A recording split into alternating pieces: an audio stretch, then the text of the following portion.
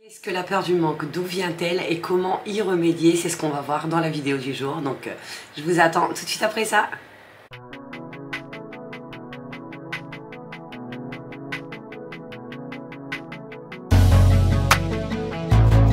Je suis Jenny, votre coach de vie, et sur cette chaîne on parle finances personnelles et développement personnel. Et aujourd'hui le sujet qu'on va aborder est à cheval sur ces deux notions, puisqu'on va parler de la peur du manque et de techniques efficaces pour pouvoir en venir à bout. Donc avant tout on va déjà commencer par définir la peur du manque, parce qu'on ne peut pas y remédier si on ne sait pas réellement ce que c'est, ni si on ne sait si on en souffre ou pas. Donc la peur du manque, qu'est-ce que c'est? Bien tout simplement, c'est une peur irrémédiable de manquer.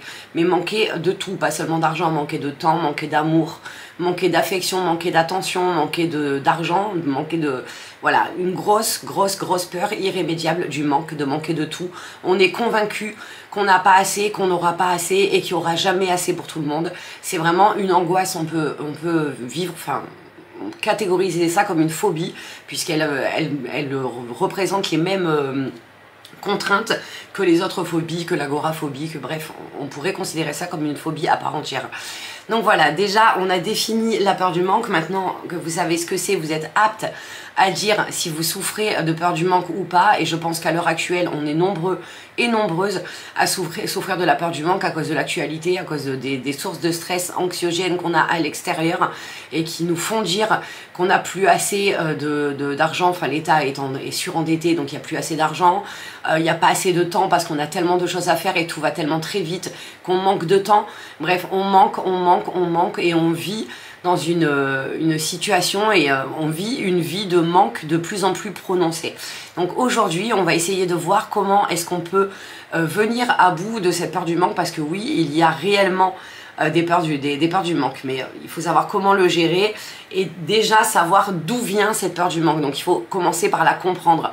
Pour la comprendre, il faut identifier les sources de cette peur du manque. Il faut que vous arriviez à comprendre d'où vous vient cette peur du manque, quelle en est l'origine, à quel moment est-ce que vous ressentez le plus fortement cette peur du manque, quelle peur du manque tout simplement vous ressentez.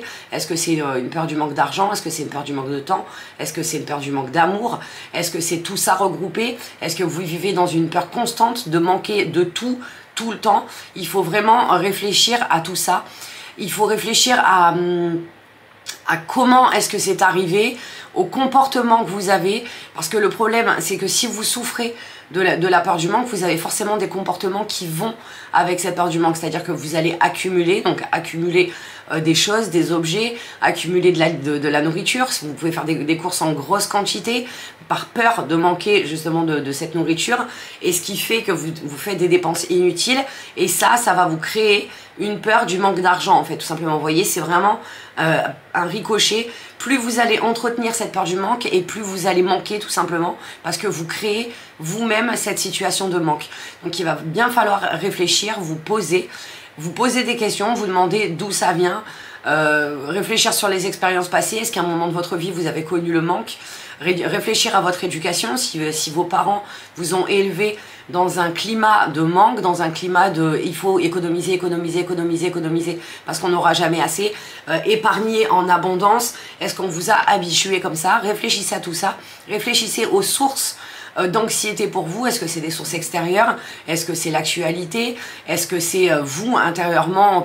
Tout simplement vous vous mettez dans un état d'esprit d'angoisse permanente sur le fait de manquer. Est-ce que tout ça vient de vous, ou est-ce que ça vient de l'extérieur?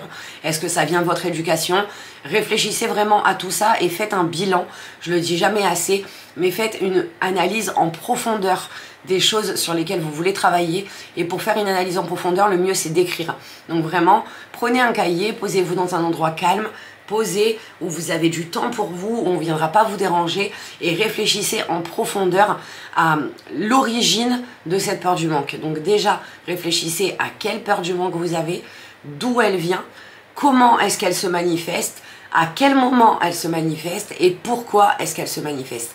Vraiment, c'est un gros travail de réflexion, parce que si vous ne le faites pas, eh bien tout simplement, tout ce que je vais vous dire après n'aura servi absolument à rien, parce que comme on le dit, on ne peut pas travailler sur soi sans avoir une base de départ, sans savoir sur quoi on doit travailler pour pouvoir ensuite mettre en place un plan d'action pour modifier justement ses habitudes et ses blessures, parce que vraiment le manque, c'est une blessure à part entière. Hein. C'est que à un moment donné, soit vous avez été abandonné et vous avez manqué d'amour, soit vous avez vécu des périodes où vous avez eu un gros manque de ressources financières, et même si à l'heure actuelle votre niveau de revenus a augmenté, vous restez fixé sur ce moment où vous avez manqué et ça vous empêche de vivre correctement. Ça vient forcément de quelque part.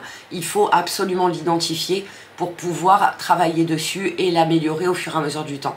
Alors bien sûr, ça ne se fera pas du jour au lendemain, comme toutes les phobies, comme toutes les angoisses, comme toutes les peurs, ça prend du temps, ça demande un vrai travail sur soi, ça demande un travail de deuil aussi, puisque vous allez devoir abandonner vos idées préconçues du passé pour passer à quelque chose de nouveau, donc c'est une forme de deuil, donc ça va prendre du temps, mais réellement, si vous travaillez en profondeur sur cette première phase, je vous garantis que ce qui va suivre vous aidera forcément à venir à bout de cette peur du manque et vous permettra d'avoir une vie plus saine et plus sereine et un rapport avec l'argent ou avec les autres qui soit beaucoup plus sain et serein également. Donc maintenant qu'on a vu comment reconnaître la peur du manque et comment l'identifier et en identifier les sources, on va pouvoir passer aux stratégies pour surmonter cette peur du manque, parce que c'est vraiment une stratégie, c'est pas quelque chose qui se fait comme ça du jour au lendemain sans aucune cohérence, c'est vraiment une stratégie. De toute façon, le développement personnel en lui-même à part entière est une stratégie. On fait les choses les unes après les autres, on applique des choses les unes après les autres, on se lance pas dedans tête baissée en croyant tout t'arranger tout de suite, c'est pas possible. Chaque chose en son temps. Donc les stratégies pour surmonter la peur du manque. Alors premièrement, et je vous le dis bien souvent, hein, c'est quelque chose qui est sorti de la psychologie positive, c'est bien évidemment la gratitude. Parce que si chaque jour vous êtes reconnaissant pour ce que vous avez, vous n'aurez plus peur de ce que vous n'avez plus, vous n'avez pas, ou de ce que vous n'aurez pas, ou de ce que vous n'avez plus. Vraiment se concentrer sur ce que vous avez, sur les bienfaits, sur tout ce que vous avez et qui vous rend heureuse. C'est pas forcément de l'argent, enfin quelque chose qu'on achète, ça peut être un comportement de la personne que vous aimez qui vous a apporté une joie.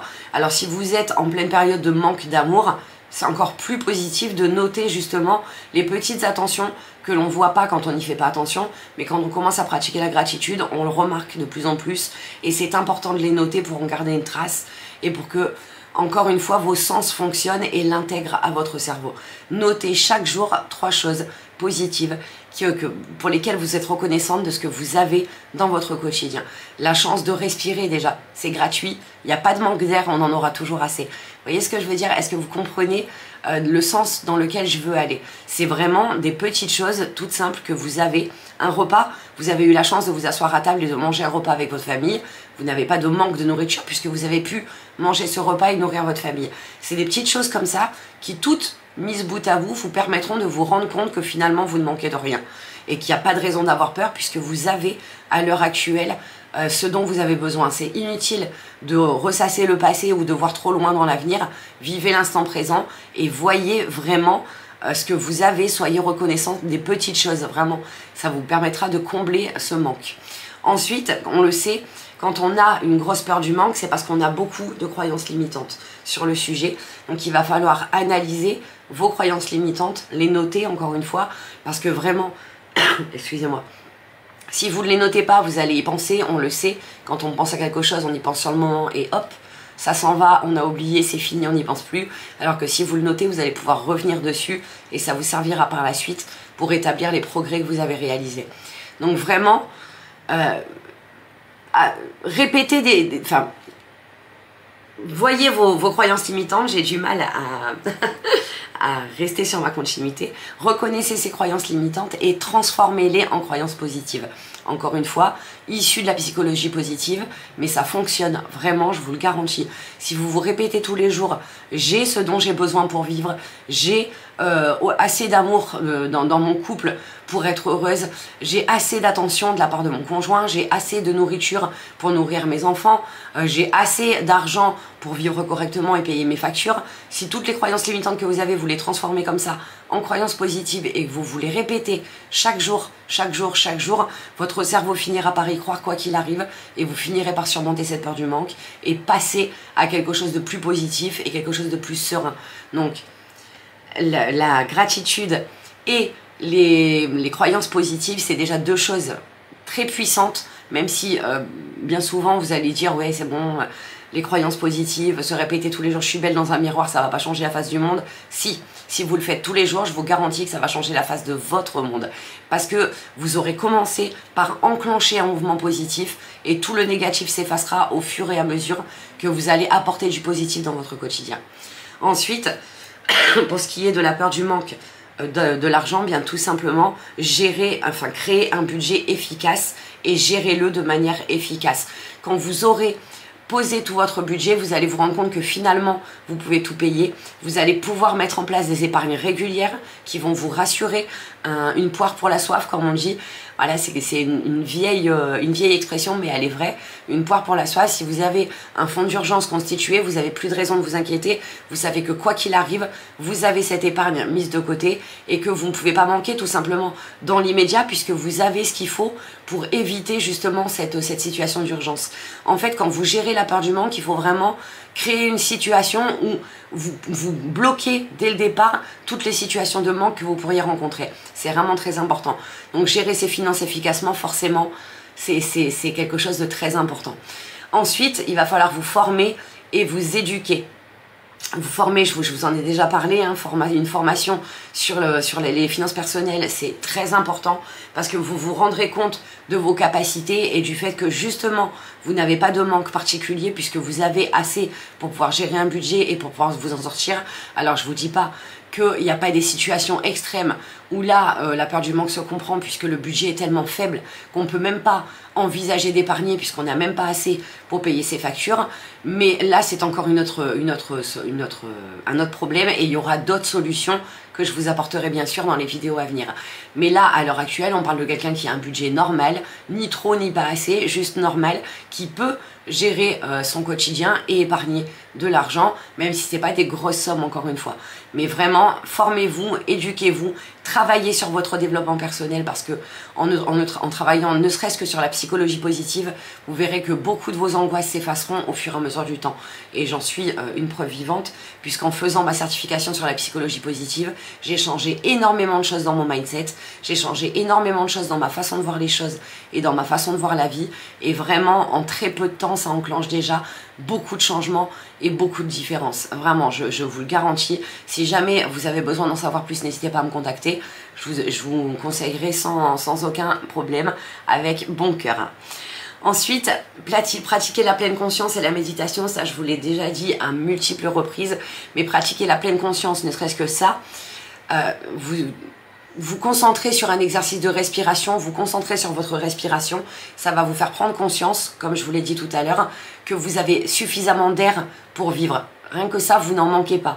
Et déjà, savoir qu'on ne manque pas de la vertu essentielle pour vivre, ça vous aide à relativiser. Et la méditation, pourquoi? Parce que ça va vous apprendre à gérer le stress, à calmer vos angoisses, à calmer votre stress et à vous sentir beaucoup mieux dans la vie de tous les jours, tout simplement parce que vous abandonnerez pendant ces périodes de méditation toutes les sources de stress qui vous entourent. Et plus vous allez pratiquer la méditation et plus vous allez entrer dans des phases de calme et de sérénité profonde qui vous aideront à gérer tout le reste de la journée.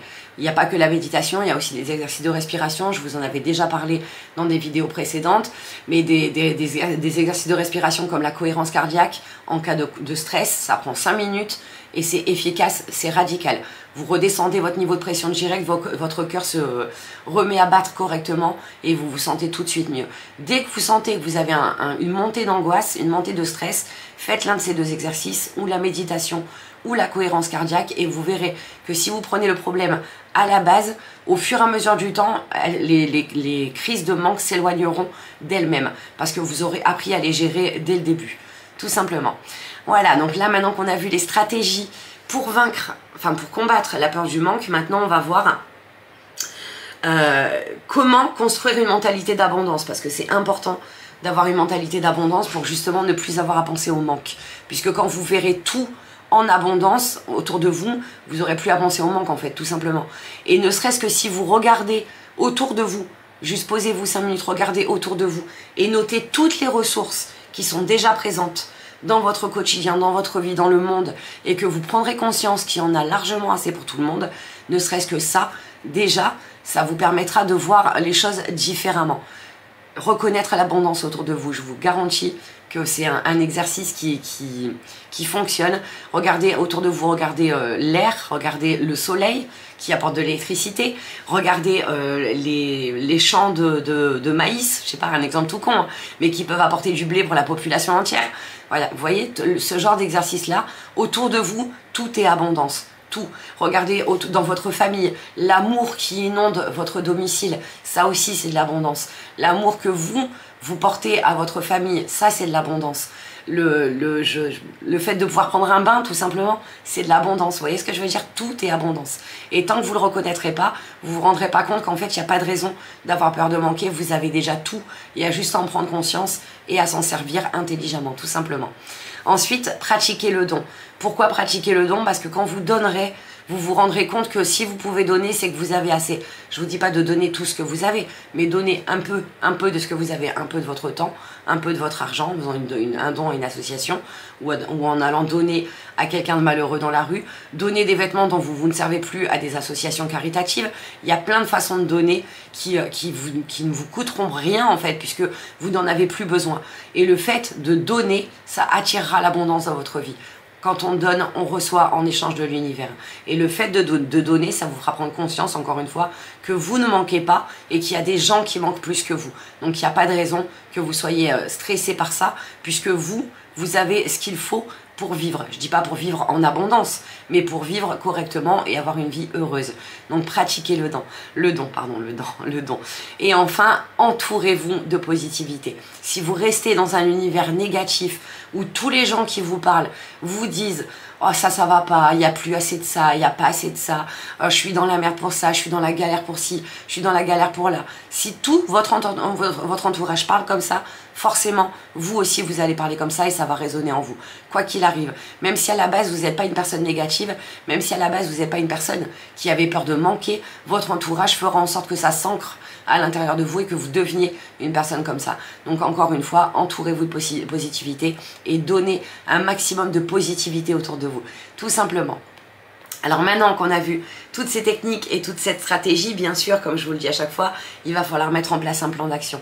Parce qu'apprendre toutes ces stratégies, apprendre toutes ces théories sur comment faire, nani, nana, regarder des vidéos en boucle, c'est bien. Mais si vous ne mettez pas tout ça en pratique, si vous n'établissez pas un plan d'action, ça vous aura servi absolument à rien. Ça sera comme regarder une émission de télé à la télévision, enfin une émission de télé forcément à la télévision, qu'on aura oublié 1 heure après. Parce que vous n'aurez pas mis en pratique tout ce que vous aurez appris. Donc pour ça, il y aura 4 règles à mettre en place. Fixez des objectifs clairs, donc définissez des objectifs précis et réalisables pour surmonter votre peur, un pas après l'autre. N'espérez pas surmonter votre peur tout de suite du jour au lendemain, il faut vraiment le faire étape par étape et pour ça se fixer des objectifs. Dès le début, c'est très bien parce que un objectif après l'autre, vous allez vous rendre compte que vous avancez. Ensuite, excusez-moi, créez une routine quotidienne, une routine de détente, de relaxation. Mettez en place le matin la gratitude, le soir la méditation. Ou le matin les exercices de respiration, le soir la gratitude. Bref, il faut vraiment que ça devienne une routine quotidienne et que vous le fassiez tous les jours pour que ça devienne une routine. On dit qu'il faut 21 jours consécutifs pour créer une nouvelle routine et qu'elle soit ancrée et comme une habitude. Donc commencez à partir de maintenant. Dites-moi dans les commentaires, je commence aujourd'hui et vous mettez en place une routine quotidienne de relaxation. Je sais que parmi vous, il y en a beaucoup qui le font déjà, je vous félicite. Je pense notamment à Isabelle, si tu passes par là. Je sais que toi, tous les jours, tu pratiques la prière et la méditation. Dis-nous en commentaire, n'hésite pas à nous dire les bienfaits que ça a sur toi et ce que ça t'a apporté pour pouvoir, encore une fois, aider d'autres personnes à passer le pas et à se lancer dans ces séances de méditation et de gratitude. Ensuite, il va falloir suivre vos progrès parce que c'est bien de commencer, c'est bien de mettre en place, mais si vous ne prenez pas conscience de vos progrès, vous allez abandonner. C'est pour ça que c'est important de fixer des objectifs dès le départ, de petits objectifs et de les checker à chaque fois que vous en réalisez un, puisque dans tous les cas, vous allez pouvoir suivre vos progrès et on en arrive au meilleur, célébrer vos victoires parce que c'est bien de remplir des objectifs, mais si au bout, il n'y a pas la carotte qui fait avancer l'âne, encore une fois, quelle est la source de motivation? On le sait, la motivation ne suffit pas en elle-même à faire durer dans le temps. Donc justement, célébrez vos victoires, faites-vous un petit plaisir, faites-vous quelque chose de tout simple, basique, je sais pas, quelque chose dont vous aviez peur avant, que vous ne faisiez pas parce que vous aviez peur de dépenser cette somme-là par peur du manque, ou quelque chose que vous ne faisiez pas avec votre conjoint parce que vous aviez peur de trop donner et de ne pas recevoir assez en retour. Bref, faites quelque chose, remerciez-vous, célébrez vos succès, faites-en une fête. Parce que vous verrez que quand vous vivrez sans la peur du manque, encore une fois, je vous parle en connaissance de cause, quand vous vivrez sans cette peur du manque, même si vous avez des mois où vous êtes vraiment très bas au niveau du budget, la première chose que vous vous direz, c'est pas grave, c'est passager, c'est pas grave. Je sais que ce mois-ci je vais galérer, mais le mois prochain ça ira mieux, ou dans 2 mois ça ira mieux. C'est pas grave, c'est pas grave, c'est pas grave. Vous vivrez avec cette mentalité-là en fait. Quand il vous arrivera une dispute avec votre conjoint, ou avec vos enfants, ou qu'on vous fera la tête, ou que quelqu'un sera pas d'accord avec vous, vous vous direz c'est pas grave, ça passera. C'est pas grave, ça ne l'empêche pas de m'aimer, ça ne l'empêche pas de me comprendre. Là on n'est juste pas d'accord, mais c'est pas grave. Vous voyez ce que je veux dire? L'essentiel c'est ça, c'est d'en arriver à cet état d'esprit où vous vous dites c'est pas grave, aujourd'hui ça va pas, demain ça ira mieux. Chaque jour suffit sa peine comme on dit. À chaque jour suffit sa peine. Si vous restez bloqué sur le fait qu'aujourd'hui ça va pas, ça n'ira pas mieux demain puisque vous allez rester dans un état d'esprit négatif qui va faire que plus ça va aller et plus vous allez justement entraîner du négatif. Alors que si vous êtes positif, comme je le dis, le positif attire le positif, c'est le but de cette chaîne, enfin le nom de cette chaîne, Positive Attraction. Le but c'est vraiment de faire entrer du positif dans votre vie et de ne voir que le positif. Voilà, j'espère que cette vidéo sur la peur du manque vous aura plu. Si c'est le cas, n'hésitez pas à le dire en commentaire, à vous abonner. Si vous avez besoin d'aide pour gérer cette peur du manque, notamment financier, n'hésitez pas à rejoindre mon accompagnement de 3 à 6 mois. Vous avez tous les liens dans la barre d'informations, vous avez juste à cliquer, vous allez arriver sur mon Linktree, cliquez sur accompagnement budgétaire et vous avez toute l'explication de mon accompagnement. Vous pouvez également rejoindre ma newsletter, vous recevrez une newsletter tous les 2 jours avec des tips financiers et développement personnel. Elle s'appelle Finance au féminin. Je vous invite à m'y rejoindre. Voilà, en attendant, je vous fais à tous de gros bisous et je vous dis à très vite pour une prochaine vidéo. Bisous bisous.